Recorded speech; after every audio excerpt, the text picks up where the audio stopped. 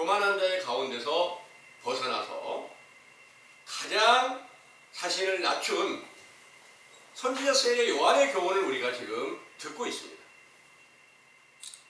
그 교훈이 바로 얼마만큼 자신을 낮췄느냐 하면 세례 요한이 태어날 때요, 하나님께서 의인이라고 인정하는 제사장 집안에서 태어났어요. 사가랴와 엘리사벳 사이에서 태어났어요. 제사장이면 거룩하신 하나님께서 그 안에서 함께 가장 의롭다고 칭찬하신 분이니까 그 아들도 굉장히 의인으로 인정받을 수 있다는 거죠. 날 때부터, 태어났는데 날 때부터 성령이 충만했다 그런 내용이에요. 성령이 어떤 영이에요? 하나님의 거룩한 영이란 말이에요. 하나님이 함께 계신다는 그런 말입니다. 성령이 계셨던 그 세례 요한이 바로 자신을 낮추기 위해서 어떤 행위를 했느냐, 약대 토롯을 입었다는 거예요. 약대 토롯이 무슨 옷이냐? 부정한 짐승의 옷이에요. 약대는 부정한 짐승으로 비유를 했어요. 신명기 11장에 보면은 이제 그렇게 말씀하시고, 레위기서도 이제 그렇게 말씀하시고 있고요. 그래서 부정한 짐승인데, 부정한 짐승의 옷을 왜 입어야 되느냐? 죄인들 가운데 들어가서 회개하라는 명령을 전해야 되니까. 의인은 죄인들 가운데 못 들어가게 하는 게 율법이에요. 하나님의 법이. 그래서 죄 있는 사람들에게 회개하라는 명령을 전하기 위해서 부정한 짐승으로 비유한 약대 토롯을 입었다. 겉으로는 마치 죄인처럼 나타냈다, 이런 내용입니다. 그리고 세례 요한이 회개하라는 명령을 전하면서 표적과 기사와 권능을 나타내진 않았어도 말씀을 전하니까 그 말씀이 어디서 나왔느냐? 세례 요한은 아무 사람들에게 배우지 않았는데 많은 지식을 쌓고 있는 그때 헤롯 왕이나 제사장이나 서기관들이나 이런 사람들에게 회개하라는 명령을 전하면서 너희가 가지고 있는 모든 것들이 다 거짓말이야, 진실은 이거야, 이렇게 말해줄 수 있으니까 그들이 얼마나 놀랍니까? 그러니까 너는 배우지도 않았는데 어떻게 그걸 알아? 그럼 막 그렇게 많은 지식이 있어? 너 귀신 들렸지? 이렇게 말했어요. 그런데 세례 요한은 귀신 들린 게 아니라 하나님의 성령이 날 때부터 함께 계셔서 말씀을 주시니까 말씀을 전하고, 그로 인해서 책망하고 회개하라는 명령을 전하셨던 거예요. 그런데 세례 요한을 갖다가, 세례 요한에게 바리새인들이 갖다 사람을 보내서 당신이 누구냐? 그리스도냐? 선지자냐? 뭐 어떤 선지자냐? 엘리야냐? 막 이렇게 물어보는 거야. 그런데 거기 이제 한번 읽어볼게요. 요한복음 1장 19절부터 한번 읽어보겠습니다. 요한복음 1장 19절에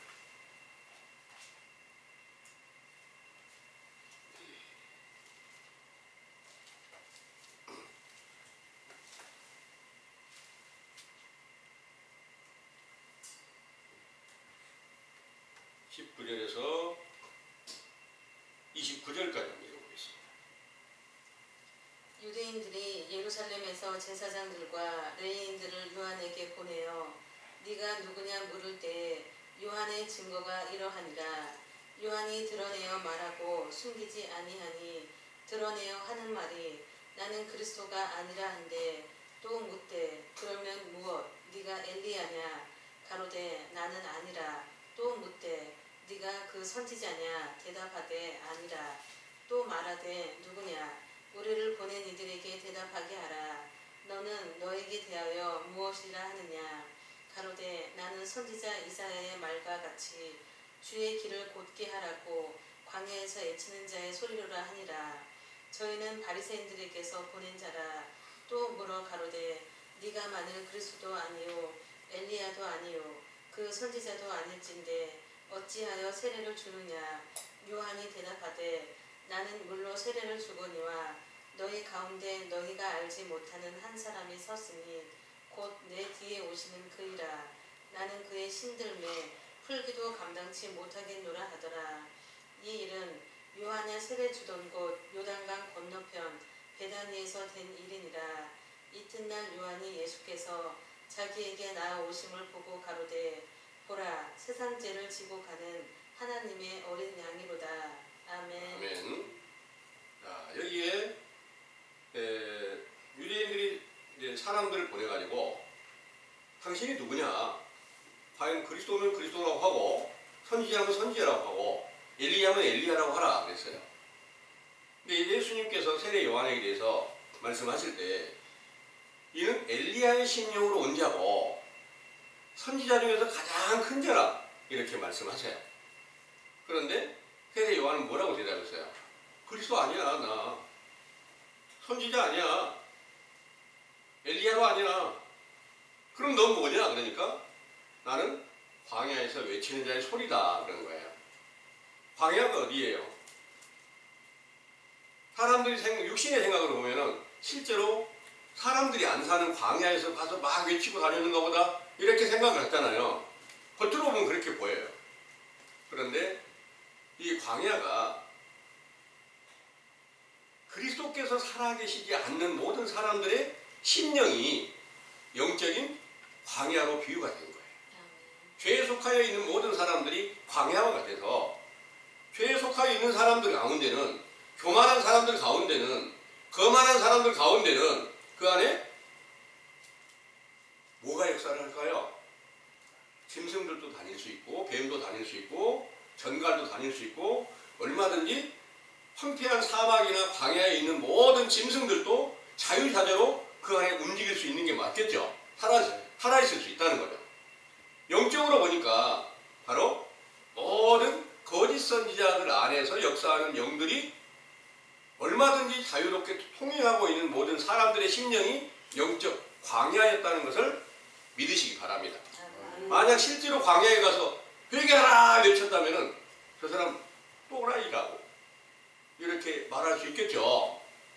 그런데 이만큼 세례 요한은 낮추어서 결국 어떤 일을 하냐? 예수님께서 세상에 나타나셨을 때 세상 죄를 지고 가는 하나님의 어린 양이 지금 나타났어. 누구에게 제일 먼저 알려줬느냐? 자기 제자들에게 제일 먼저 알려줘서 예수님의 제자로 돌아갈 수 있게 알려주셨습니다. 그래서 가장 큰 겸손을 세례 요한이 하는데, 세례 요한이 전파하는데 거기에 뭐가 있어요? 진리의 율법이 있는 거예요. 그 진리의 율법이 있으니까 죄를 깨닫게 하는 확실한 회개의 세례를 전파하는 겁니다. 진리의 율법이 어디서 왔을까요? 모세로 인하여서 왔다는 거예요. 세례 요한에게는 모세가 항상 살아있어. 하나님 안에 모세가 있고 모세가 성령으로 인하여서 세례 요한과 함께 나타나서 그 안에서 회개하라는 명령이 전파되게 되는 거예요. 그래서 마태복음 11장을 보면요. 마태복음 11장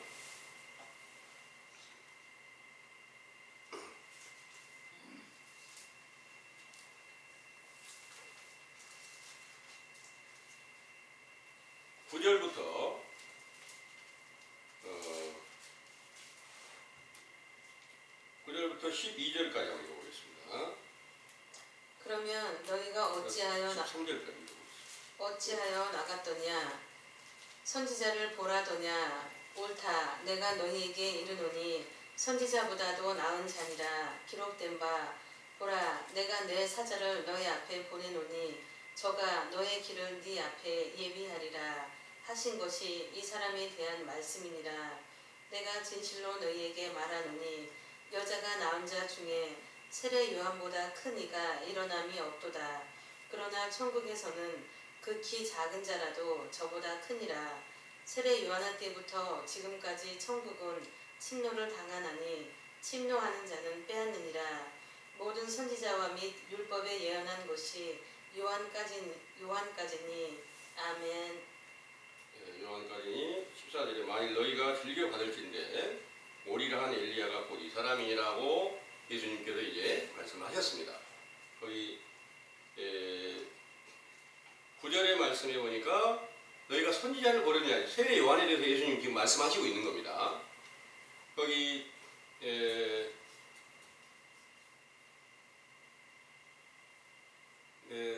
거기에 이제 7절부터 보면 저희가 떠나면 예수께서 무리에게 요한에 대하여 말씀하시되 너희가 무엇을 보려고 광야에 나갔더냐? 바람에 흔들리는 갈대냐? 그러면 너희가 무엇을 보려고 나갔더냐? 부드러운 옷 입은 사람이냐? 부드러운 옷을 입은 자들은 왕궁에 있느니라 하셨고, 그러면 너희가 어찌하여 나갔더냐? 선지자를 보려더냐? 옳다. 내가 너희에게 이르노니 선지자보다 나은 자니라. 기록된 바 보라 내가 내 사자